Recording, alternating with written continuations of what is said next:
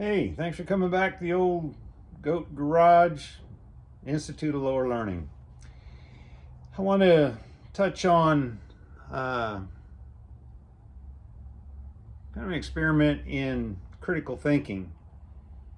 I don't know what your understanding of that term is, but it's a good thing for everybody.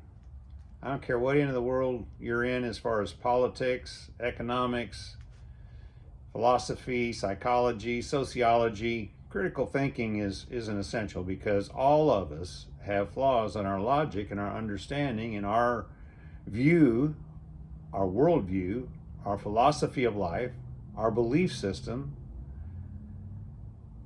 our religion, because we're flawed beings. Kind of what the impetus for this is recently I had a little conflict with a theoretically benevolent organization that was not acting very responsibly in my book. I'm sure they have a different take. But that involved a little bit of involvement or a little bit of engagement with a building contractor, and he was in a sense representing the interests of the city where I live. And this is not to slam anybody, but in the course of the conversations I had surrounding this matter, where I felt like they had all dropped the ball, I was informed that this charitable organization was above reproach, and that the city structure and this contracting firm were above reproach. And I have a hard time believing that. I haven't found anything here that's above reproach except for our Creator. So anyway, this is something that I kind of got the foundation for from a lady who was a former madam. And that's kind of an interesting story in itself. That'll probably make this video long. I had a psychology class I think it was second semester in college. That was probably, and I've had a lot of psychology classes, if you want to use a very broad generalization. That was probably the worst one I ever had. Nonetheless, the instructor brought in a lady that she had had a lot of contact with, and they had become friends. And this lady had had a really rough life, and she was a former madam. And she was trying to explain why her life was more moral, and basically she was justifying her lifestyle and the dysfunction surrounding it, both past and present at that time, justifying it, rationalizing it based on the fact, or at least her opinion, and there's some fact to her opinion, that there are lots of legal structures that are completely amoral and sometimes immoral. And she used what is referred to in mathematics as a Cartesian plane, and I won't get into the whole depths of what she was putting out and espousing, but basically it was the idea that there are people who fit the bounds of society who are completely immoral. So their outward behavior was laudable and to be admired and to be acknowledged and admired perhaps, but their internal moral structure was decayed and corrupted. And I won't go through all the four things here, the four different categories she referred to, but there's four ways you can couple behavior and ethics. And I've applied this to the groups, the tribes that I've been a part of, because I've been a part of tribes. I'm using that term very loosely. It could apply to lots of things. It could apply to the Boy Scouts. It could apply to a trade association, a union, a government entity, but it can be applied to charitable things, churches, for instance. And so I would like to tell you that I've been a part of churches, for instance, that have fit in various churches that fit in all four of these categories, or at least had some exposure to those. The way that you evaluate a tribe, and this again requires critical thinking, and it requires accepting that because every human institution, every human organization is comprised of imperfect humans, regardless what the stated purpose of any organizational structure is, it cannot be perfect. And if you don't recognize that fact, the tendency is for every organization to drift, sometimes run headlong, but to drift towards corruption. I wish I could say that the charitable organizations in our world were an exception, but they're not. I know of a charity where ostensibly, how could you not, if not contribute to their movement, at least support it and encourage it? And a number of years ago, this is maybe a couple decades ago, it turned out that the founder and president of that organization was drawing a salary of over $500,000 a year. And that was just from the immediate organization. The organization had some satellites that I don't know what was ever proven about the satellites, but there's a lot of nepotism going on there, and the satellites are knocking down some money for the family as well. Hey, this organization was originally established to help indigent children. How can you not approve that? Well, again, because we're flawed people, if you don't embrace the reality that everywhere we join, we take our imperfection, again, whether that's government, work, trade organizations, churches, civic organizations, doesn't matter. We're going to take our imperfection and our distorted insights and perspective of the world. So I'd like to apply this today to your tribe, whatever your tribe is. And you know, it's awful easy for us to play the us and them game. And this is one of the ways that we avoid critical thinking about our tribe, because all we have to do is be able to point out what's wrong with their tribe. Them is wrong. And because them is wrong, and it's obvious that them is wrong, us must be right. No, it doesn't work that way. We've all got problems. So let me dive into this just a little bit. Doctrine and practice. Doctrine is kind of a narrowly defined word. It just means teaching. You know, the content of teaching, a belief system, a value system, a worldview. And so you could substitute any of those words up there for the word doctrine. And then practice is just how you live out or fail to live out or adopt a secondary agenda. You ever hear the word hidden agenda? Who doesn't have one? I don't know anybody. You know, for one thing, let me throw this out there. There's two sides to every coin. Have you noticed that? And they come together kind of a rough edge a lot of times. I've got a social self, and I want that social self to be as acceptable to as many people as possible. Now, I don't stay awake at night strategizing how I'm going to make that happen, but every time I engage people, I want them to see the best of me for the most part. And I've learned that because I have influence, it's extremely important for me not to just show that side of the coin. The other side of the coin is my hidden self, my private self, who I am in my darkest moments, in my most selfish moments, in my most amoral, if not immoral moments. And if I really want to be an authentic person and have an authentic impact and influence on my circle of friends and contacts and connections and my little social groups, I've got to be willing to show both sides of the coin. I don't espouse the idea that you show the dark side, the tail side of the coin to everybody all the time. But if you're going to be authentic and if you're really going to encourage and help people, I don't care whether it's at work, politics, civic organizations, churches, Boy Scouts, Girl Scouts, clubs, doesn't matter. You've got to be willing to be transparent from time to time because people need to see the real you. And frankly, sometimes they need to see the places you're struggling because all of us know our own catalog of dysfunction in minute detail. We got a catalog that's, a dozen volumes thick about everything wrong with us, whether we admit it or not. And some people think, well, I've got so much good going on, I don't really have to look at that encyclopedia. I've got a bigger encyclopedia of all the nice things I do. That's baloney. You are both sides of the coin. So anyway, it's important that we be aware that because we know that about ourselves, some people have a hyperactive conscience, and some people think they'll never measure up there, that they can't measure up because they're so aware of their own deficiencies and flaws and dysfunctions, sin, if you like. And they look at the people around them and say, oh, these people are so far ahead of me. Maybe, maybe not. Maybe they're only half a step ahead of you. And maybe in reality, while their outward practice looks good in public, their public practice is laudable, sometimes the person they are on the inside is despicable and debauched. So anyway, back to tribes. If we have those problems as individuals where sometimes we don't live up to our belief system, sometimes we don't live up to our values, tribes have that problem too. And again, especially when you group people up, man, there's a tendency for somebody to try to grasp and accumulate power. And the bigger the organization, the more tempting that is, and the more destructive that is. Let's get back to this. I have a tendency to run rabbit trails. I don't know if you noticed that. So doctrine and practice. I'm going to use the example of a church, but this applies to other things. It's important to apply it to church because this is a place where we're looking for an ideal place to rest, to absorb, to soak, to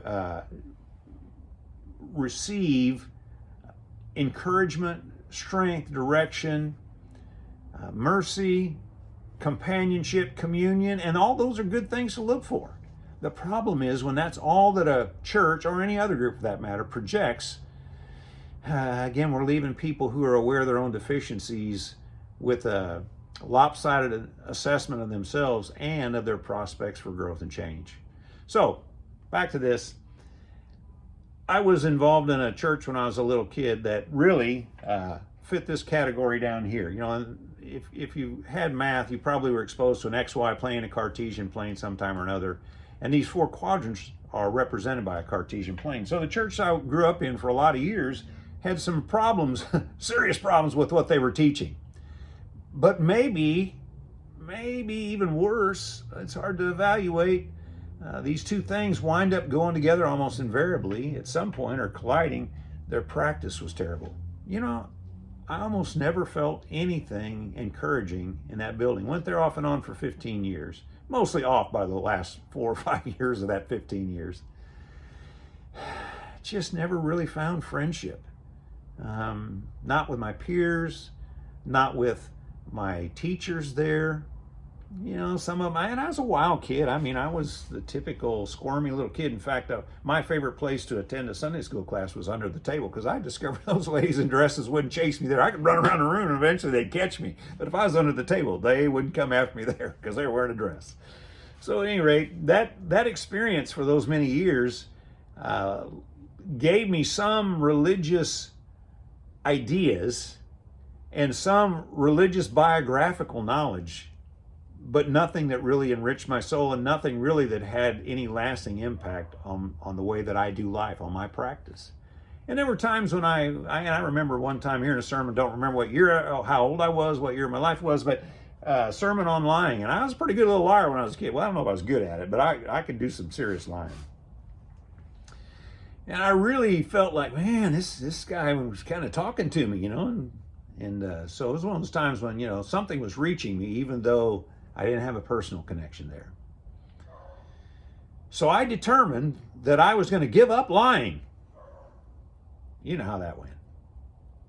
I don't know if I was just more conscious of it, but there's a lot of lying went on in my life that week. And I found that kind of exercise takes place often. But the overall experience was that there was something lacking in the teaching, and there was something lacking in the practice. And actually, I said it was this quadrant. It's actually this. So the doctrine had problems, the practice had problems. I was involved in a church for a period of time that had really good teaching. In fact, it moved me. And you know, where does good teaching come from? Well, ultimately it comes from the Bible. In fact, if you want to know the foundation of science, some people are going to argue with this, but their definition of science might just be tainted by culture and philosophy more than by science. The foundation of science and philosophy and theology and psychology and sociology and anthropology comes from the first 3 chapters of the book of Genesis. I heard that statement probably a dozen or so, maybe 15, 20 years ago, and it kind of grabbed my attention, and I have been trying to disprove it ever since, and I keep affirming, you know, it really is the case. There's so much in those chapters. You can throw in chapter 4, a few others if you like there, but just how human nature operates. If you really want to understand man, and you really want to understand what happens when men interact with men, and the grasp for power and control and ascendancy, ladder climbing, good place to start is Genesis 1 through 3, 1 through 4. So anyway, this church had excellent teaching, and it really spoke to my heart and was transformative for my life. And at first, because I was the newbie there, I got lots of attention and lots of affirmation, encouragement. But as time went by and they realized that I wasn't changing to mold into the pattern of their behavior at the rate they thought that I should, they thought I was supposed to turn on a dime, not just in regards to my belief structure, but also in regards to all my behavior. And I'm telling you, this is 46, almost 47 years later, and yeah, I've still got a long ways to go. And I've learned this is kind of another little aside. I've learned that God deals with everybody a little differently. So if you got a catalog of 10 sins and I have the same catalog of 10 sins, which we don't, we've all got a different catalog of dysfunction, of moral pitfalls. But even if we did have the same catalog of dysfunctions, God would probably deal with us with those dysfunction in different orders and in different ways. But one of the things about tribes is we go to tribes looking for affirmation. Again, I don't care what kind of tribe it is. We want someone, yeah, that's right. Yeah, amen to you. Whether that's political, economic, educational, sociological, it doesn't matter. We want somebody to tell us that we're on the right track. Well, this group was willing to tell me I was on the right track till I didn't move down the track fast enough and I became a pariah. Go figure. A weird guy like me being a pariah. You'd think everybody embraced me and try and help me be better. Oh well. And then I have been exposed and had some involvement with religious organizations that the doctrine was bad, but the practice was pretty good. And actually, when I was 15 years old and I was coerced, in fact, it was almost blackmailed into going to church one more time. My mom made me this offer after I got real blunt with her one Saturday and said, I am done with going to church. I've never gotten anything out of it. I don't want to go. You're not big enough to make me go, and Dad's not going to make me go, so you might as well get off my back. And I was about that blunt with her. That's how warm and fuzzy things were between me and my parents at that time. And my mother pondered for a while, and she said, I'll make you a deal. If you go with me one time, if you don't like it, I'll never ask you to go again. I said, deal. So I thought I was going to go to church, quote unquote, the next day and put in my hour and just be able to leave that in the rear view mirror. In fact, tear the mirror off because I didn't need it anymore. Well, weird thing happened. I went the next day and I saw practice. Now, this isn't just the fundamentals of basketball or volleyball or tennis. This was a practice of people really plugging into and engaging in one another's lives, and I had never seen that before. And my family was fractured, had been fractured at that point for over a decade, and it would continue to be fractured for a number of years, although eventually some pretty miraculous things happened with my family.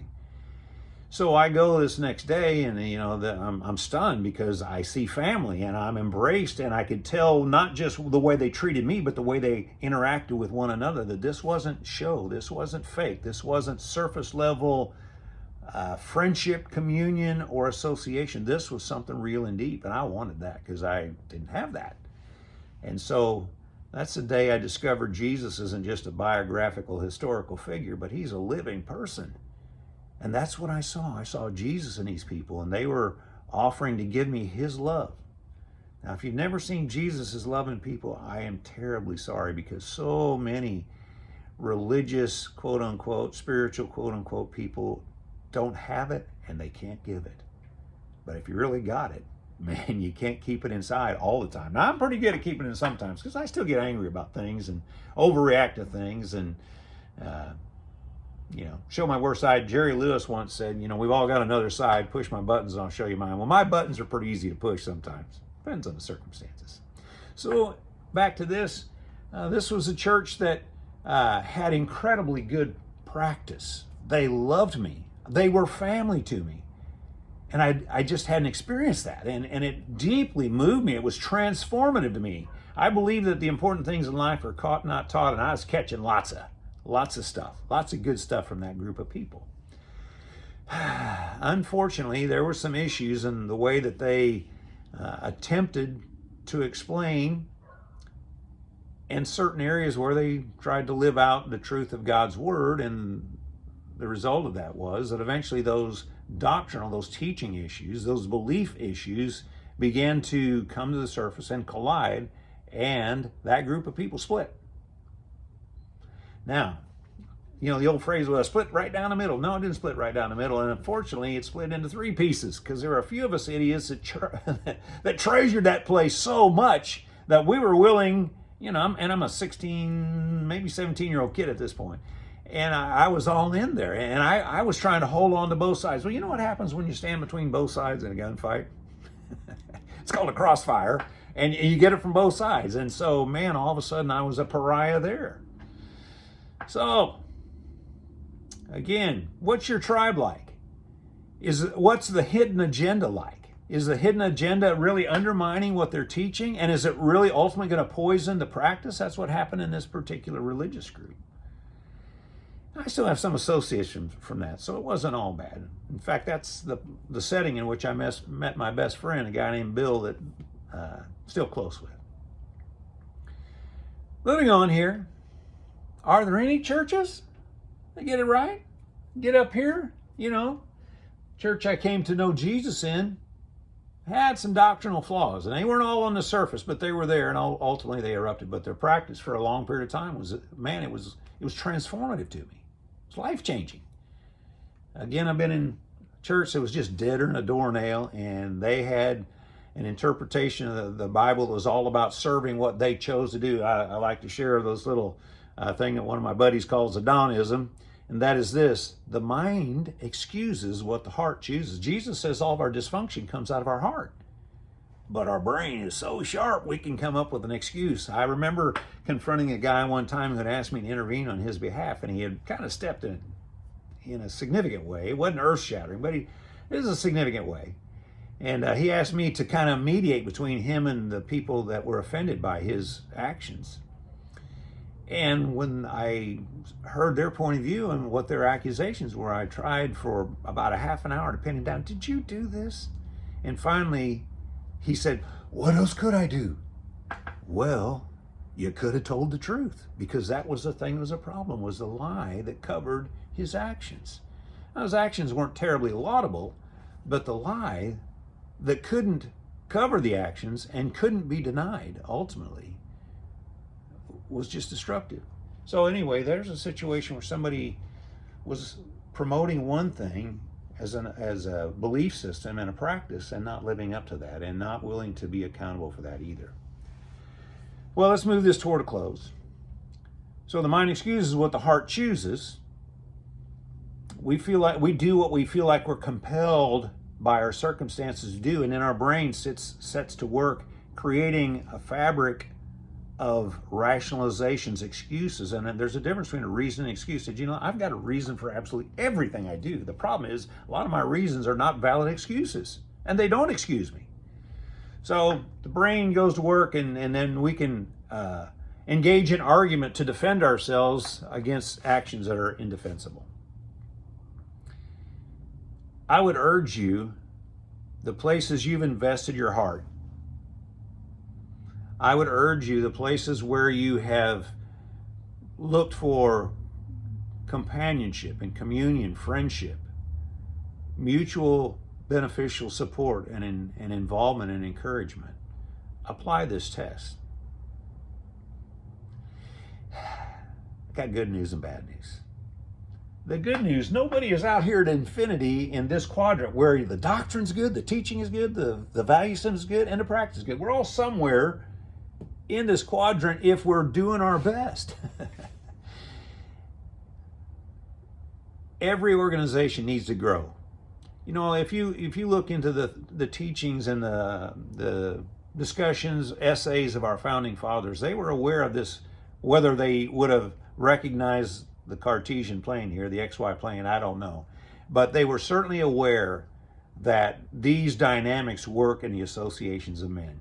Was it Lord, escapes me now, a British guy back in the 1800s that said, power corrupts absolutely, and absolute power, power corrupts and absolute power corrupts absolutely. You don't have to get together with very many people before you begin to want to accumulate power. How many friends have to get together before one of them begins to assert leadership and influence and control over the other?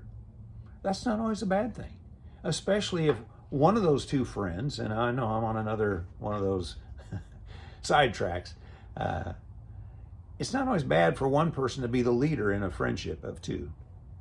The problem is nobody is always the smartest man in the room. All of us are idiots about something, and all of us are goats, greatest of all time about something. You know, that's why I got those things there in part. I want fellowship, but I need goats. I need the greatest of all time to teach me. So at any rate, in a friendship where you got two people where one person tends to be the Lone Ranger and the other tends to be Tonto, I hope that's not too politically incorrect to say that, but though we recognize those kinds of dynamics in relationships. Was the Lone Ranger more important? No, there was episodes of the Lone Ranger that were mostly about Tonto, and that's the way it should have been. Because sometimes Tonto is the smartest man in the room on that topic.